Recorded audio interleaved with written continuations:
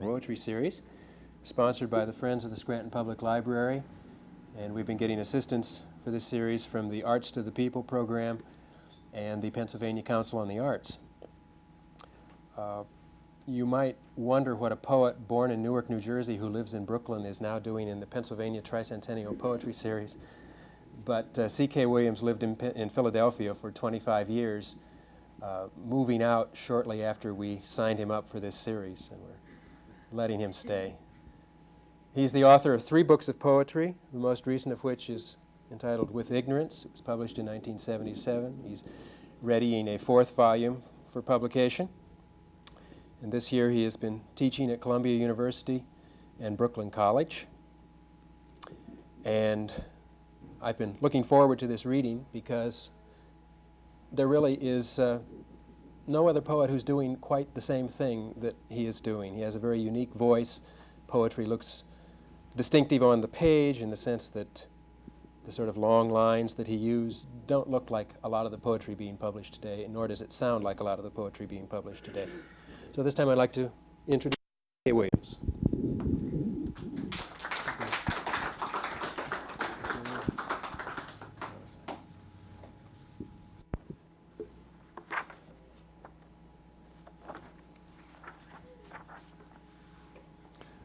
The first poem is called Spit, and it has an epigraph from a book that was called The Black Book of Europe that was published during the Second World War, during what we now call the Holocaust, to try to convince people in the rest of the world, mostly in America, of what was happening. People didn't want to believe it, as we usually don't want to believe that sort of thing. And the epigraph is, then the son of the, quote, superior race, unquote, began to spit into the rabbi's mouth so that the rabbi could continue to spit on the Torah. After this much time, it's still impossible.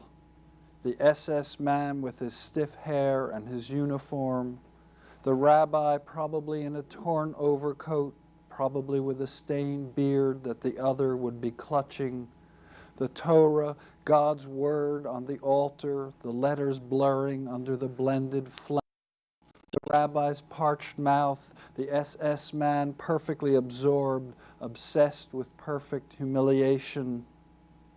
So many years, and what is there to say still about the soldiers waiting impatiently in the snow, about the one stamping his feet thinking, kill him, get it over with, while back there the lips of the rabbi and the other would have brushed, and if time had stopped, you would have thought they were lovers, so lightly kissing, the sharp Luger hand under the dear chin, the eyes furled slightly, and then, when it started again, the eyelashes of both of them shyly fluttering as wonderfully as the pulse of a baby. Maybe we don't have to speak of it at all. It's still the same. War that happens and stops happening, but is always somehow right there, twisting and hardening us.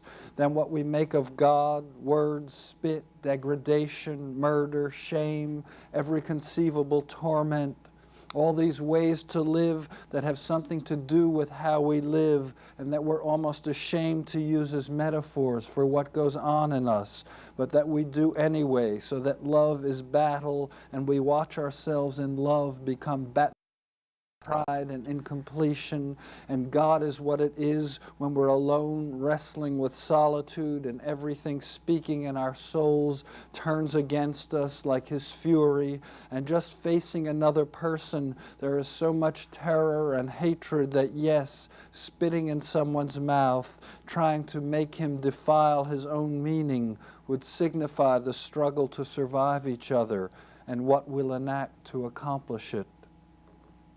There's another legend. It's about Moses, that when they first brought him as a child before Pharaoh, the king tested him by putting a diamond and a live coal in front of him. And Moses picked up the red ember and popped it into his mouth. So for the rest of his life, he was tongue-tied, and Aaron had to speak for him. What must his scarred tongue have felt like in his mouth? It must have been like always carrying something there that weighed too much, something leathery and dead, whose greatest gravity was to loll out like an oxen's. And when it moved, it must have been like a thick embryo slowly coming alive, butting itself against the inner sides of his teeth and cheeks.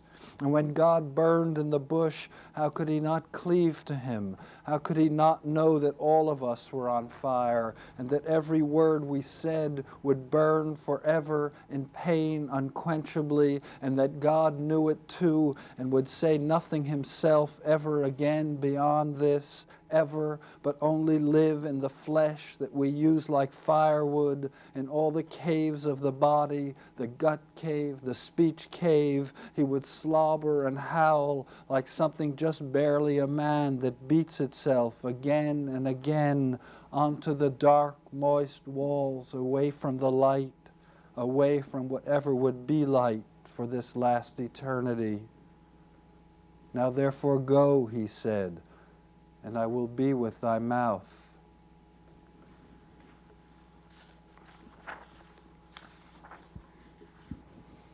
The last deaths. When David wrote a little piece in the newspaper and spoke of this poem, he said he presumed that the deaths were probably the deaths from the Vietnam War. And they actually weren't.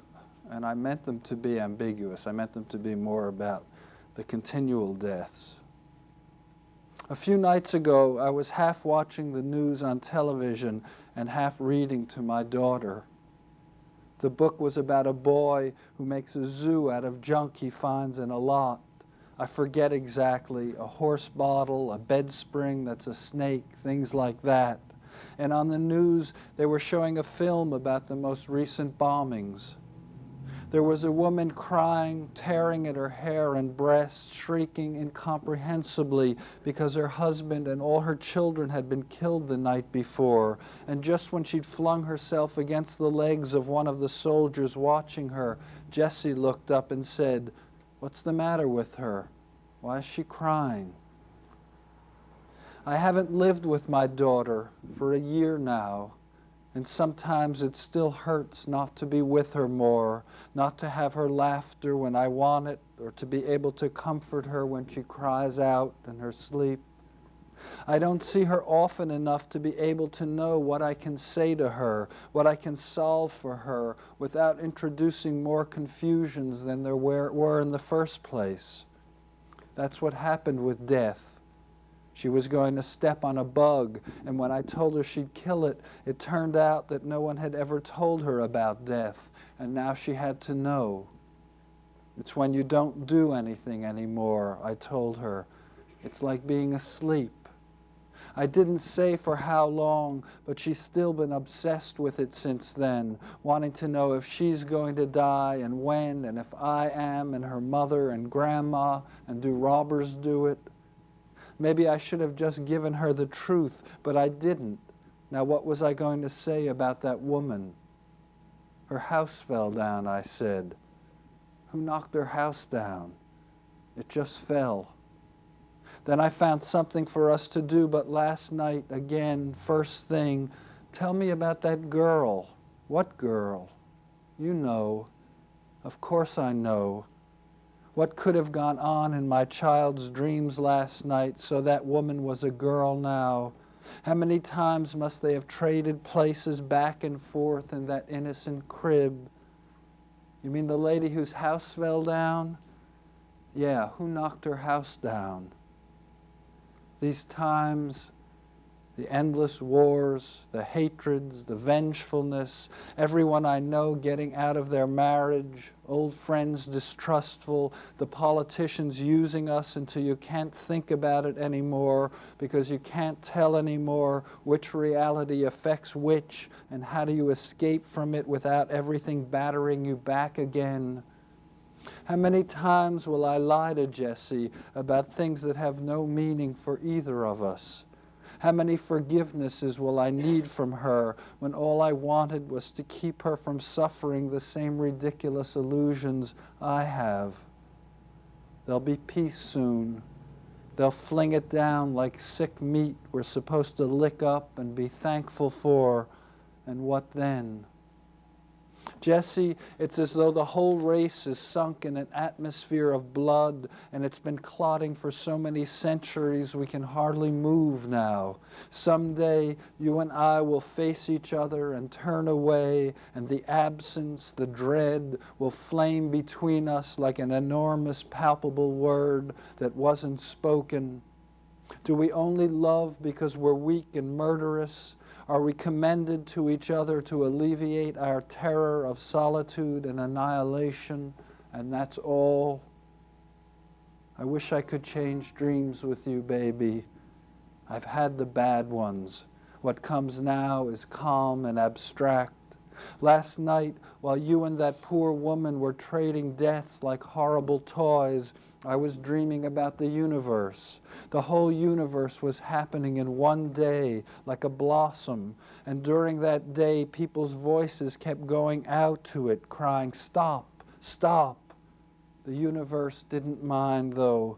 It knew we were only cursing love again because we didn't know how to love, not even for a day. But our little love days were just seeds it blew out on parachutes into the summer wind. Then you and I were there. We shouted stop, too. We kept wanting the universe to explode. We kept wishing it would go back into its root. But the universe understood. We were its children. It let us cry into its petals. It let its stems bend against us. Then it fed and covered us, and we looked up sleepily. It was time to sleep. And whatever our lives were, our love, this once, was enough.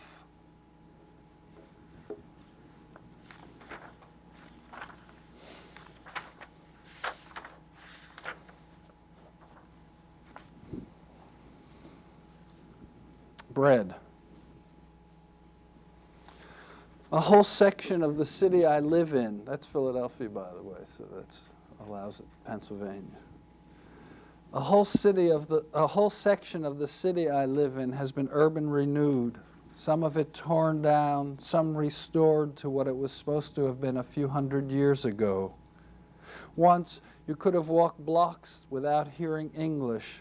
Now the ghettos have been cleared, there are parks and walkways, and the houses are all owned by people who've moved back from the suburbs.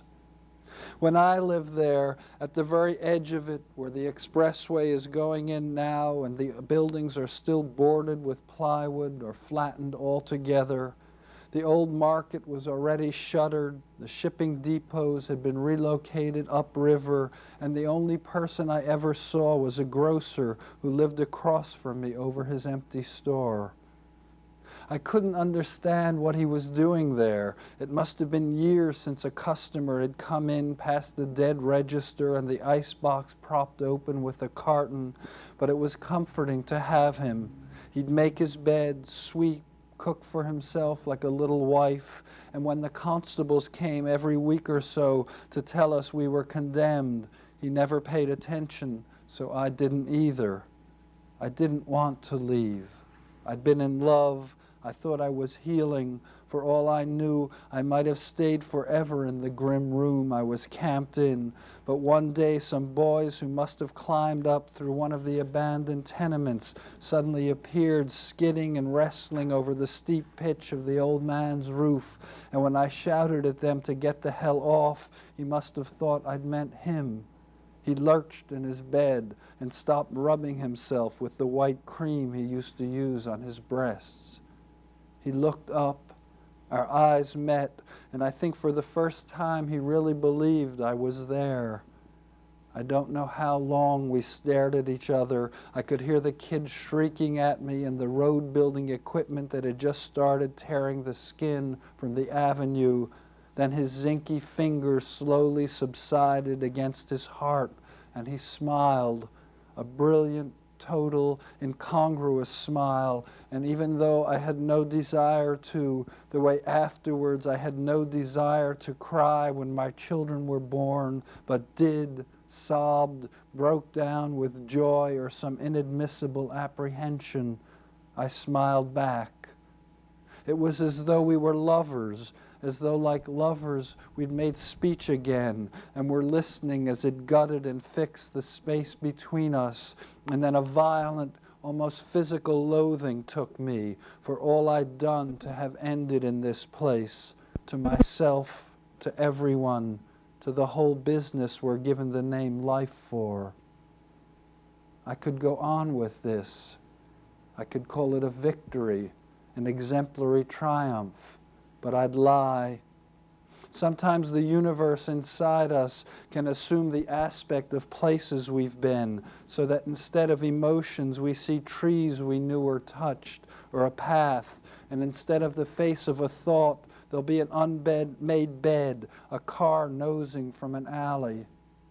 All I know about that time is that it stayed, that something, pain, or the fear of it makes me stop the wheel and reach to the silence behind my eyes, and it's still there, the empty wind, the white crosses of the renewers slashed on the doorposts, the last dim layers of paint loosening from the rotted sills, drifting downwards.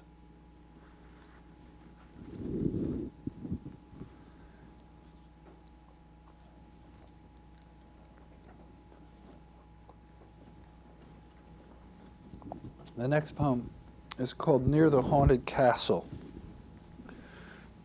It's ironic, I wrote it probably around 1975. And you'll see some of it is about the exchange of monies that are being spent. Little did we know then what was going to happen. It also has an epigraph that comes from a Philadelphia newspaper. The epigraph was, "Teen gangs fight, girl paralyzed by police bullet." This is a story. You don't have to think about it. It's make-believe. It's like a lie. Maybe not quite a lie, but I don't want you to worry about it.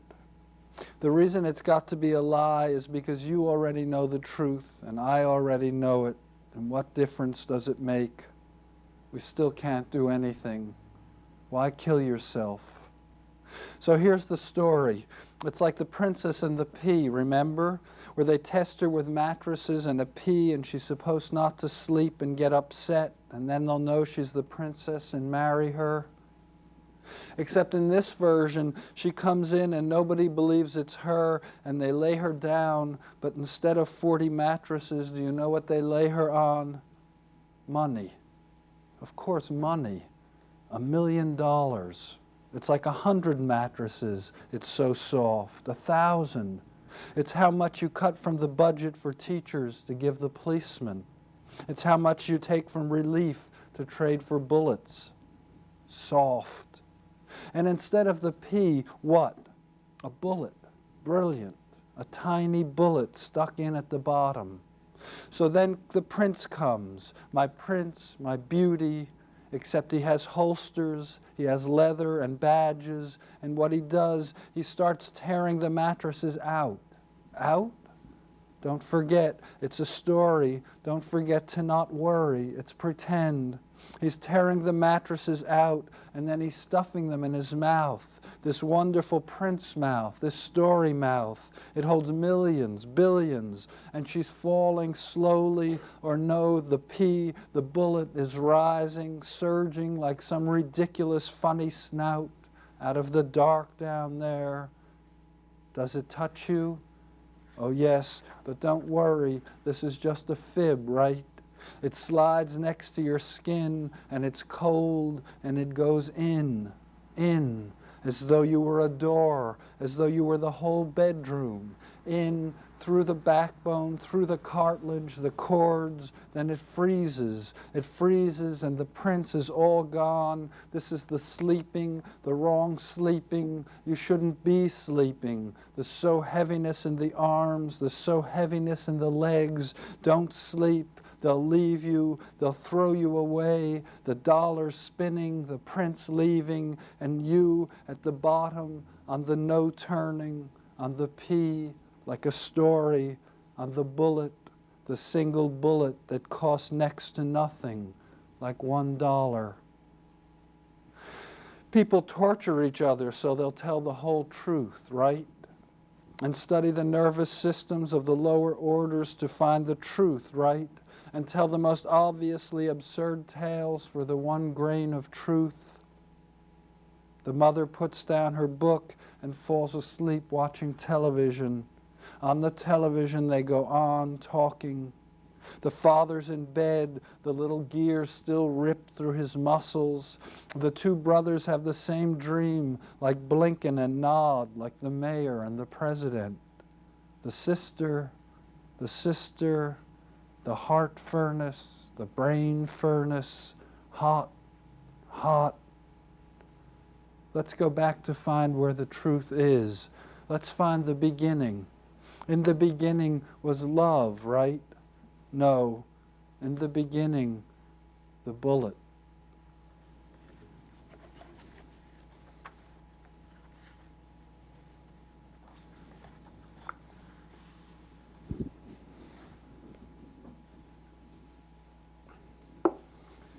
Toil.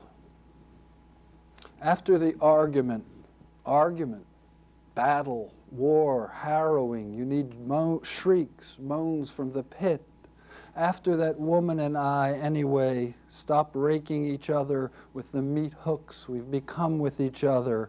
I fit my forehead into the smudge I've already sweated onto the window with 1,000 other exhaustions and watch an old man having breakfast out of a pile of bags on my front step.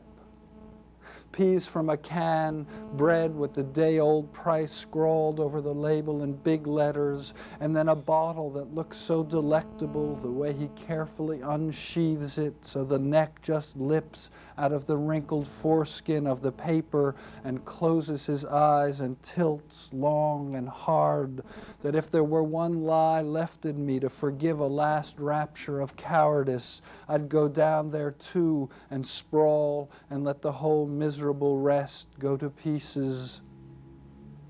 Does anyone still want to hear how love can turn rotten? How you can be so desperate that even going adrift wouldn't be enough? You want to scour yourself out, get rid of all the needs you've still got in yourself that keep you endlessly tearing against yourself in rages of guilt and frustration. I don't. I'd rather think about other things. Beauty. How do you learn to believe there's beauty? The kids going by on their way to school with their fat little lunch bags, beauty. My old drunk with his bags, bottle bags, rag bags, shoe bags, beauty, beauty. He lies there like the goddess of wombs and first fruit, asleep in the riches, one hand still hooked in mid-flight over the intricacies of the iron railing. Old Father, wouldn't it be a good ending if you and I could just walk away together? Or that you were the king who reveals himself, who folds back the barbed secret wings, and we're all so in love now, one spirit, one flesh, one generation, that the truces don't matter? Or maybe a better ending would be that there is no ending.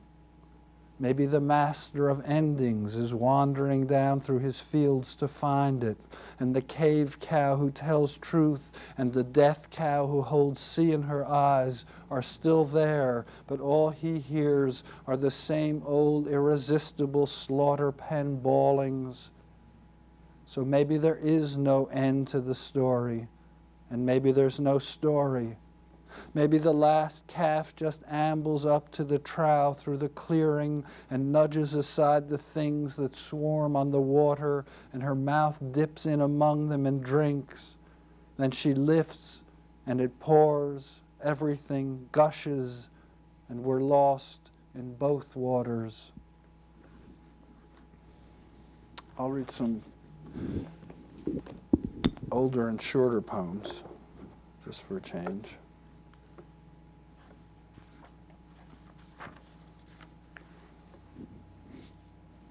When I was a kid, I wanted to be a farmer in the most passionate way.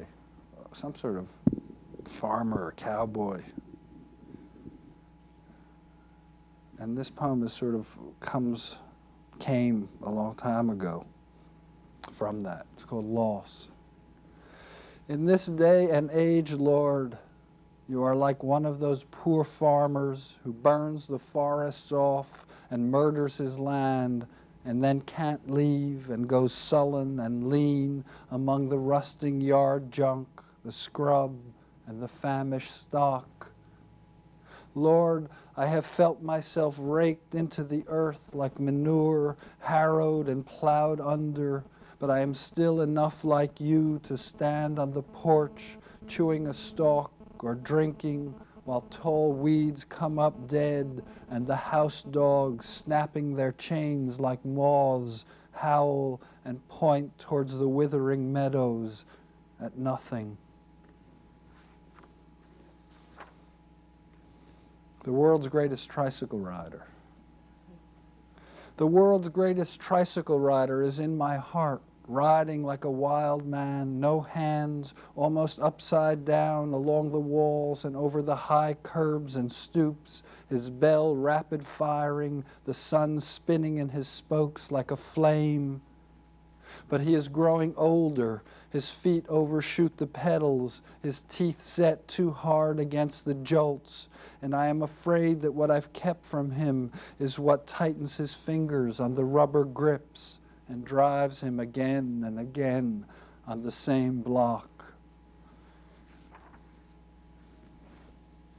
The man who owns sleep. We were talking at dinner about how in America people manage somehow to so consistently vote against their own interests. My wife is French, and she's fascinated by it, a little indignant also. And I wrote this poem at a time when I think I was just beginning to intuit that. The man who owns sleep. The man who owns sleep is watching the prisoners being beaten behind the fence. His eye pressed to the knothole, he sees the leather curling into smiles and snapping. He sees the intricate geography of ruined backs, the faces propped open like suitcases in the sunlight. Who is this man who's cornered the market on sleeping? He's not quite finished yet.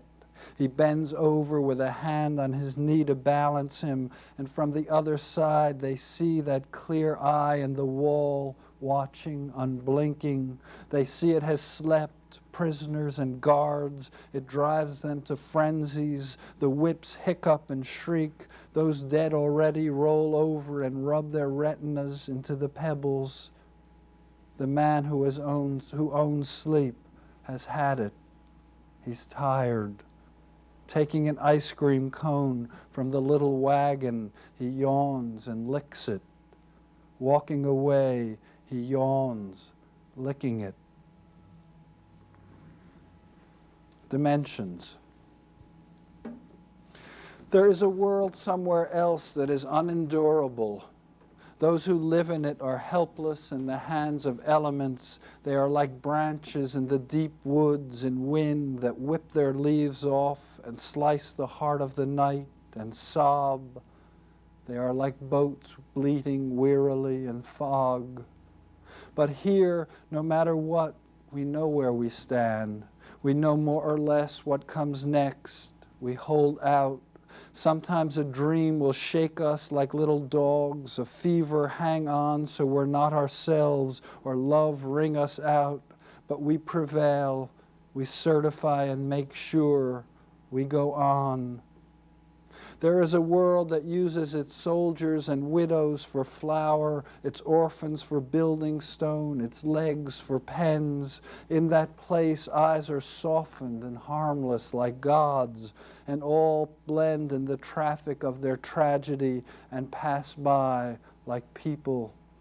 And sometimes one of us, losing the way, will drift over the border and see them there, dying, laughing, being revived.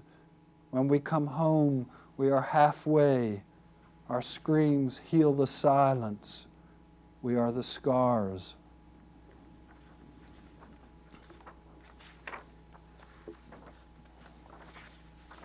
I can't find the poem I'm looking for.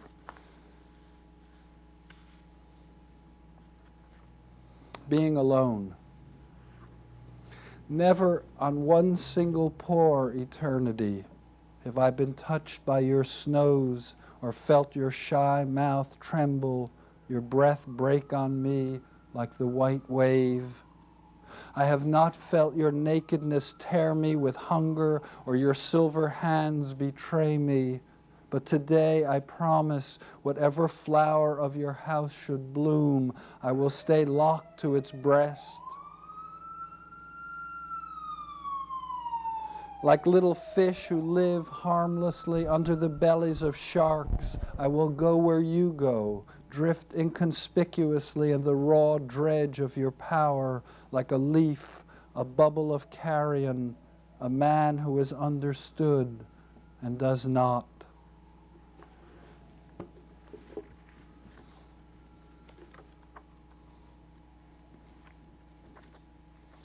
The spirit, the triumph. This again was written at the time, this was written at the time of the Vietnam War. Do you remember learning to tie your shoes? Astonishing. The loops you had to make, the delicate adjustments, the pulling through, tightening, impossible. The things we learn. Putting a bridle on a horse when he's head shy, getting your hands under a girl's sweater.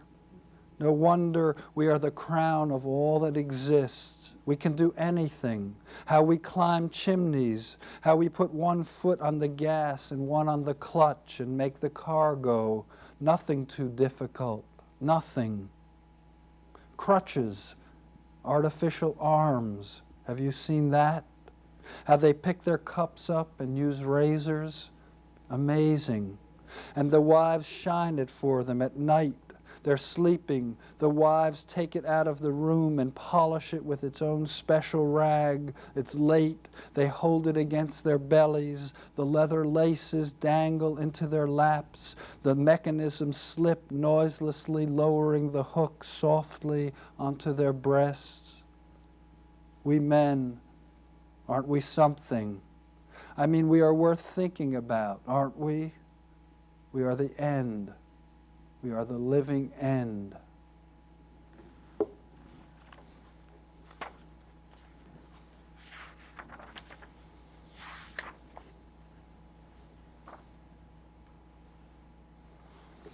The nickname of hell. The president of my country, his face flushed horribly like a penis, is walking through the schoolyard toward my daughter. I tell him, Mr. President, I will make it all right. But under his hand, his penis is lined with many buttons. I tell him the orders are changing, but commanders deep in his penis prime it. I tell him about love. I tell him there is a new God who believes anything. I cringe alongside him. I dance like a daughter. It is the schoolyard. The daughters play on the dangerous fences. I tell him I love him. I tell him the daughters aren't here even. He is holding me now. His arms hold me, his lips. You are my bliss, he tells me. These are my arms, these my lips. You are my penis, he tells me. His face stings into mine like a penis. You are my joy. You, my daughter. Hold me, my daughter, my daughter.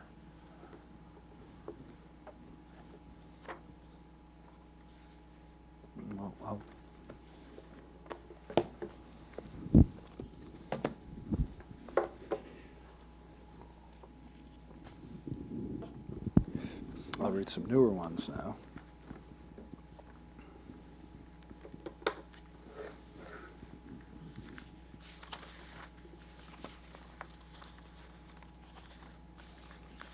Floor. A dirty picture, a photograph, possibly a tintype from the turn of the century, even before that. The woman is obese, gigantic, a broad black corset cuts from under her breast to the top of her hips. Her hair is crimped, wiry, fastened demurely back with a bow, one incongruous wing of which shows. Her eyebrows are straight and heavy, emphasizing her frank, unintrospective plainness, and she looks directly, easily into the camera, her expression somewhere between play and scorn, as though the activities of the photographer were ridiculous or beneath her contempt, or rather as though the unfamiliar camera were actually the much more interesting presence here, and how absurd it is that the lens be turned towards her and her partner and not back on itself. One sees the same look, pride for some reason is in it, and a surprisingly sophisticated self-distancing in the snaps anthropologists took in backwaters during those first politically pre-conscious golden days of culture hopping, and as Goffman notes, in certain advertisements now. The man is younger than the woman. Standing, he wears what looks like a bathing costume, black and white tank top, heavy trousers bunched in an ungainly heap over his shoes, which are still on. He has an immigrant's mustache he's a year or two too callow for, but thick and dark, it will fit him. He doesn't, like the woman, watch the camera, but stares ahead, not at the woman, but slightly over and past. And there's a kind of withdrawn, almost vulnerable thoughtfulness or preoccupation about him, despite the gross thighs cast on his waist and the awkward, surely bothersome twist his body has been forced to assume to more clearly exhibit the genital penetration. He seems, in fact, deeply abstracted. Oblivious wouldn't be too strong a word, as though possibly, as unlikely as it would seem, he had been a virgin until now, and was trying amid all this unholy confusion, the hooded figure, the black box with its eye, trying, and from the looks of it even succeeding, in obliterating everything from his consciousness but the thing itself, the act itself, so as, one would hope, to redeem the doubtlessly endless nights of the long Victorian adolescence. The background is a painted screen, ivy, columns, clouds, some muse or grace or other, heavy-buttocked, hoary, flaunts her gauze and clodhops with a half-demented leer. The whole thing's oddly poignant somehow, almost like an antique wedding picture, comforting. The past is sending out a tendril to us, poses, attitudes of stillness we've lost or given back. Also, there's no shame in watching them, in being in the tacit commerce of having, like it or not, received the business in one's hand. There's no titillation either, not a tangle, not a throb, probably because the woman offers none of the normal symptoms, even if minimal, even if contrived, the tongue, say, wandering from the corner of the mouth, a glint of extra brilliance at the lash, we associate to even the most innocuous, undramatic, parental sorts of passion. And the boy, well, dragged in, out of history, off of Broome or South Street, all he is Grandpa. He'll go back into whatever hole he's found to camp in, those higher contrast tenements with their rows of rank, forbidding beds, or not even beds, rags on a floor or floor. On the way there, there'll be policemen breaking strikers' heads, or Micks or Sheenies. There'll be war somewhere. In the sweatshops, girls will turn to stone over their singers. Here, at least peace.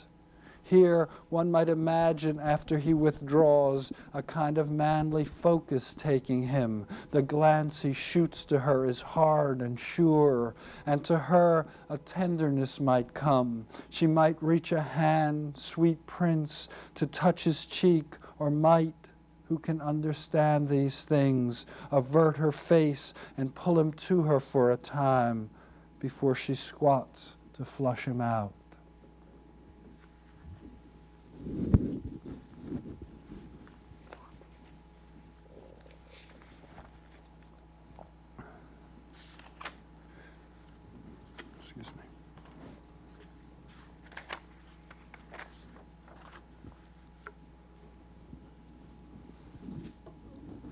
harm.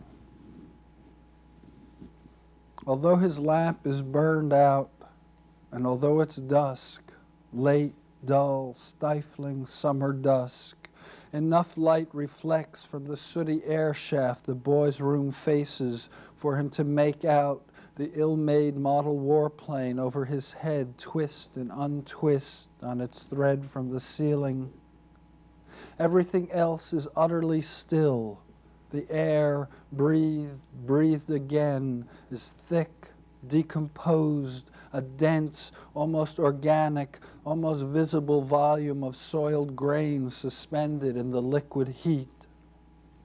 The boy in briefs and t-shirt, his limp sheet disarrayed, sweats lightly, not disagreeably.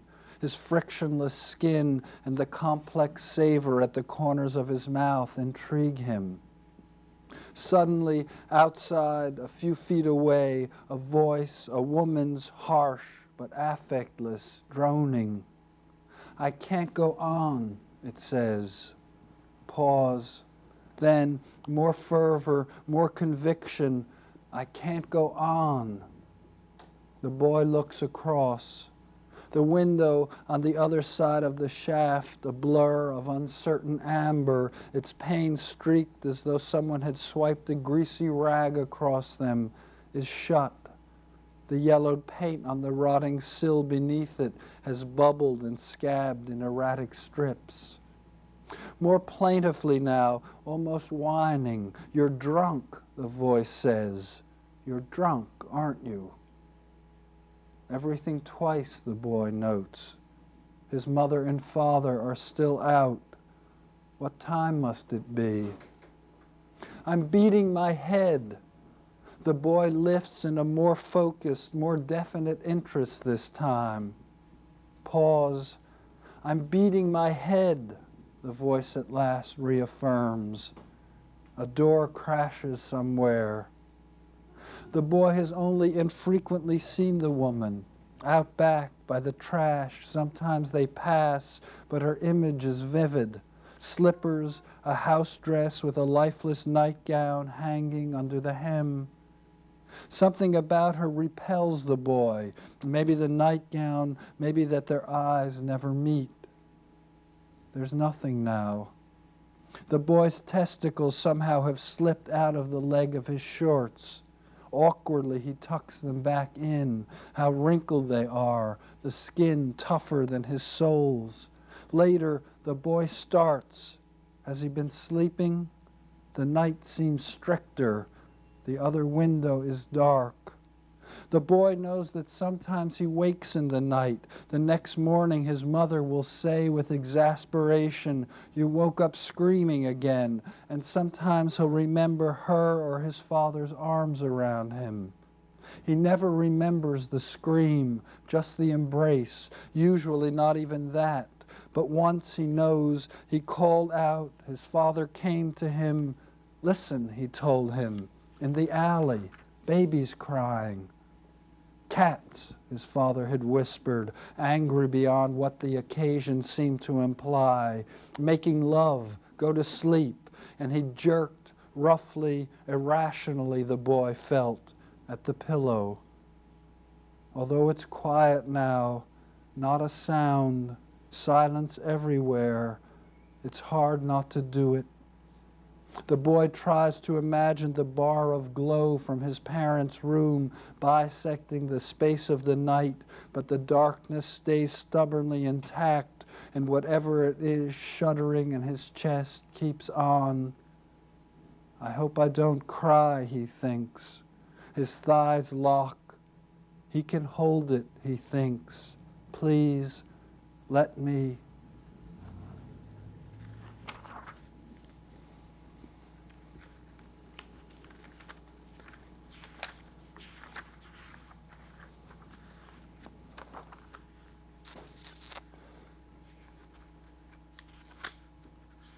This is called Flight. It's not quite finished, actually, but the last party before I left was in an old run-down apartment house, the Greystone Arms, the owners of which were involved in a drawn-out legal wrangle with some of the tenants. The building was to be sold and razed. The tenants, mostly older women who'd lived there for decades, were contesting, I forget on what grounds, being evicted. In the meantime, everyone else had vacated and the apartments had been rented to anyone who'd take them month to month without leases. The party, when I heard about it, had apparently been going on all night, every night for weeks. In the penthouse, a few hippie types I knew vaguely and didn't at all care for or trust had taken over. I was tempted anyway. This was still the 60s, when if anything was happening, you went. Besides, I was at loose ends, adrift, and chronically lonely, even if I never could admit it. I'd been curious about the Greystone anyway. I could tell myself that all I wanted was to get inside. The exterior had mostly kept its splendors, the brass fittings, carved stone urns and lintels. Even the old awning, however grisly, still hung together, even if all it sheltered now was the little congregation of tranquilized mental patients whose agencies had parked them in the building and who you'd see day in the down and out dead of the night, huddled there, nowhere to go, nothing to do, shuffling dreamily aside when the speed freaks and junkies would flit out to make their hits, or when the ladies who still were living in all this would huff past into the dilapidated lobby. The ladies, that they'd have wanted to stay on at all by now was a triumph of indignation. The place was crawling down so fast, but there they were, barricaded in their genteel cubicles. How dire it must have been for them, the boom and clanging of the rotting steam pipes through the night, the hiss of the addicts and crazies outside their doors. Did they really think they'd salvage this? The hallways with bare, underwated bulbs in their fixtures were unimaginably grim. Whatever elegance there might have been was eaten by neglect. The wallpaper hung in ratty strips. Its ribbons and roses had bled through onto the ochre plaster, and everything, even the palsied elevator, emitted the spermy, scummy odor of half a century of secret damp. The penthouse, up an extra flight of filthy stairs, was just as bad, and the party worse. Every misfit in the city, every freeloader, every blown-out druggie and glazed teeny bopper, plus the weirdos from the building, and no telling who or what else had filtered up there. Stunned on rot-gut wine or acid, they were all dancing mechanically in the daze of the deafening music, or were sprawled on the floor, offhandedly fumbling at one another, as though no one else was in the room. There was something almost maniacally mindless about it, but at the same time it was like a battle, that intense, that lunatic, and hesitating in the doorway, something made me realize just how much, without noticing, I'd come to be of that, to want or need it. And I swear I must have swayed the way over their imaginary chaos Manfred must have swayed, and Faust, before it swallowed them. There's a park there now. The morning I came back, I stopped to sit a while. Why, after all the fuss, a park? I don't know, but at any rate, it's not a pleasant place. Unadorned, bleak concrete mostly, a fountain ringed with granite, out of order, dry.